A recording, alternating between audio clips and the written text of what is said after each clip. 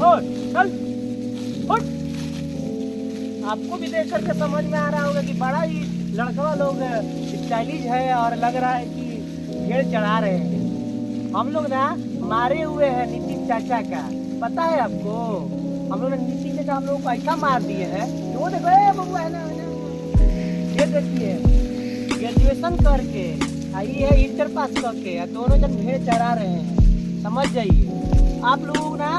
आप ही ये पलटू चाचा है ना, पलटू चाचा पलट पलट के इधर से उधर जाते रहते हैं। और मोदी चाचा क्या करेंगे इतना अकेले अकेले? हम लोग तो परेशान हो गए हैं भाई। आप भी लोग आइए, थोड़ा देखिए ये नीतीश चाचा को क्या कीजिएगा। नहीं तो हम लोग ऐसे ही भेड़ चढ़ाना पड़ेगा। आप लोगों का भविष्य है यही, समझ गए? यही रोजी रोटी है। हाँ, इसी पर आ जाइए, भेड़ उड़ चढ़ाइए, चलिए हम लोगों के साथ।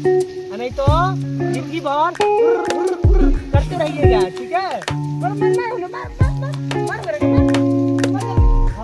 एकदम ऐसे ही बढ़िया से, ऐसे एकदम बढ़िया से भेड़ चलाते रहना है। चारों तरफ देखते रहिए एकदम ऐसे ही।